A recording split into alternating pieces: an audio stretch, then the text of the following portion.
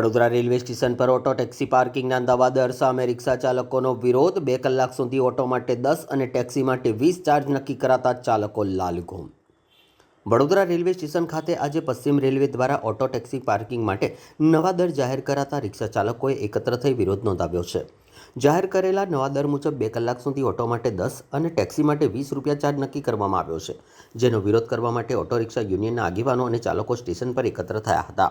આગેવાનોએ કહ્યું હતું કે અમે શ્રમજીવી રિક્ષા ચાલકો છે।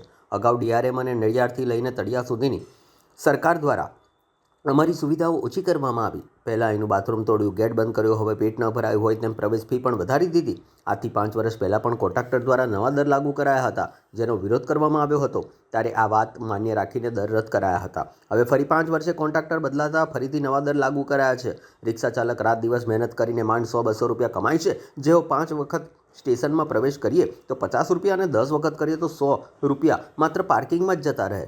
અહીં સગાને લેવા નથી આવતા, અમે સેવા આપીએ છીએ, જ્યારે સફેદ નંબરની ગાડીઓ એટલે કે ઓનલાઈન વાહનો જે બેફામ દોડે છે તેના પર કાર્યવાહી થતી નથી। આખા ગુજરાતમાં આ મુદ્દે પણ રિક્ષા ચાલક એસોસિએશનનો વિરોધ ચાલી રહ્યો છે।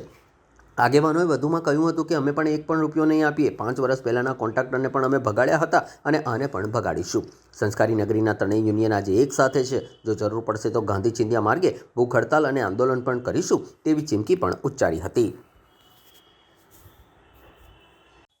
ભાવ વધારવામાં એવું આવ્યું હતું કે જે પીડી નંબર પ્લેટ અને ટ્રાન્સપોર્ટ વ્હીકલ જેને કહેવાય એને આજે અમારી ઓટો રિક્ષા અને ટેક્સીને 10 અને 20 રૂપિયા લેખે પૈસા અહીંયા ચાલુ કરવામાં આવ્યા હતા। જે આજે સવારે 9 વાગે અમને મેસેજ મળ્યો હતો કે અહીંયા આજે પાર્કિંગવાળા આવ્યા છે અને પે પાર્ક કરી દીધું છે।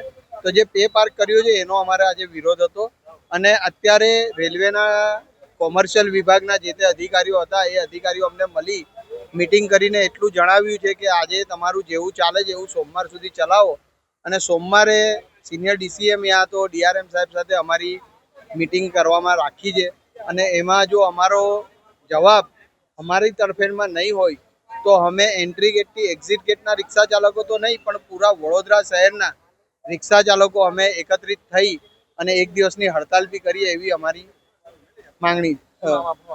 બિલાલ પરમાર, વડોદરા શહેર જિલ્લા રિક્ષા ચાલક યુનિયન પ્રમુખ।